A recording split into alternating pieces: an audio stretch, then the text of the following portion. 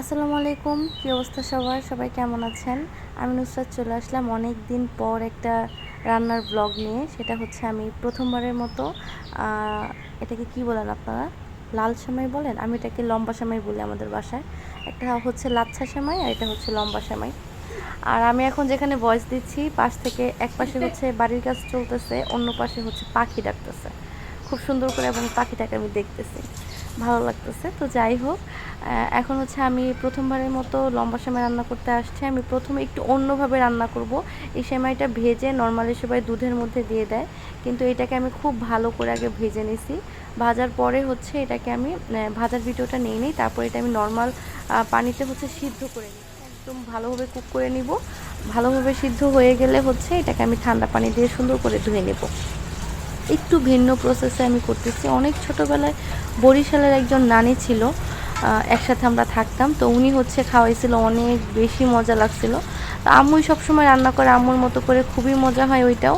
তাই আমি ভাবলাম যে আমি আজকে একটু রান্না করি, প্রথমবারের মতো লম্বা সেমাই রান্না করতে আসছি। তা আমি প্রথমেই হচ্ছে সেমাইগুলো খুব সুন্দর করে ধুয়ে নিয়েছি। তারপর আমি প্রাণের যে লিকুইড দুধটা থাকে ওইটা নিয়েছি 1 লিটার। ওইটার মধ্যে হচ্ছে আমি এখন পরিমাণ মতো চিনি দিয়ে দিব। চিনিটা আমি কম দিব, এখানে বেশি দেখা যাচ্ছে কেন জানি না। চিনি মিষ্টি একদমই কম হয়েছিল। তারপরে হালকা 1 চিমটি লবণ দিয়ে দিব। কারণ হচ্ছে টকের মধ্যে অনেক বেশি টক থাকলে সেখানে একটু মিষ্টি দিলে টকের টেস্টটা ভালো আসে, এবং অনেক বেশি মিষ্টির মধ্যে যদি আপনি একটু লবণ দেন তাহলে হচ্ছে মিষ্টির টেস্টটা অনেক ভালো আসে। এই পর্যায়ে হচ্ছে আমি দিয়ে দিছি কয়েকটা এলাচ। আমি দারচিনি কিংবা তেজপাতা কোনো কিছু ব্যবহার করব না। দুইটার স্মেল আমার কাছে ভাল লাগে না। শুধু এলাচের স্মেলটা ভালো লাগে। দিছি একটু এলাচ কয়েকটা, একটু বেশিই দিছি। তারপরে হচ্ছে দিয়ে দিছিলাম 1 টেবিল চামচ ডানোর গুঁড়া দুধ, আর হচ্ছে নারকেল ছাড়া এই লম্বা সেমাইটা একদমই মজা লাগে না। তো তার জন্য আমি হচ্ছে এখানে এটা দিয়ে দিলাম। আর একটা হচ্ছে, ও হ্যাঁ, আরেকটা টিপস দিই, যদি আপনাদের অনেক বেশি ঝাল লাগে, কখনো যদি দেখেন যে কোনো ভর্তার আইটেম বিশেষ করে ঝাল হইছে, তখন হচ্ছে আপনারা একটু লবণটা বেশি নেবেন। তাহলে দেখবেন ঝালের পরিমাণটা অনেক কমে যায় এবং খেতে অনেক মজা লাগে। দুধটা ভালোভাবে ফুটে গেছে এবং আমি খুব ঘন করে জাল দিয়ে নিছি। প্রায় 10-15 মিনিটের মতো জাল দিয়ে দুধটাকে হাফ করছি। তারপরে হচ্ছে সিদ্ধ করে রাখা যে সেমাইগুলো ছিল সেগুলো আমি এখন এখানে দিয়ে দিলাম।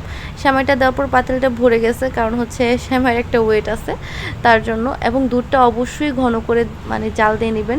1 লিটার দুধ থাকলে হাফ লিটার করে নেবেন, হাফ লিটার থাকলে হচ্ছে 1 পা করে নেবেন, যেটাকে বলে 250 গ্রাম করে নেবেন।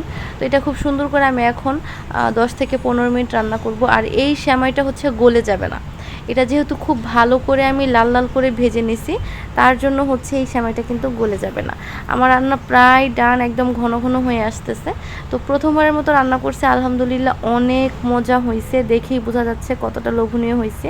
তো অনেক দিন পরে আজকে ভিডিওটা শেয়ার করলাম। সবাই ভালো থাকবেন এবং আমার রান্নাটা কেমন হয়েছে অবশ্যই কিন্তু জানাবেন। আর আমি যদি পার্সোনালি বলি, খাইছি তো খুবই মজা হয়েছে, খুবই মজা হয়েছে। দেখতেই পাচ্ছেন এটা কিন্তু অনেকক্ষণ জাল হয়েছে, প্রায় 15-20 মিনিটের মতো, কিন্তু একটার সাথে একটা সেমাই কিন্তু লেগে থাকে নাই। খুব সুন্দর ঝরঝরে হয়েছে, দুধের মধ্যেও ঝরঝরে হয়েছে এবং খাইতে কিন্তু খুব মজা হয়েছে। আপনারা চাইলে ট্রাই করতে পারেন। আসসালামু আলাইকুম।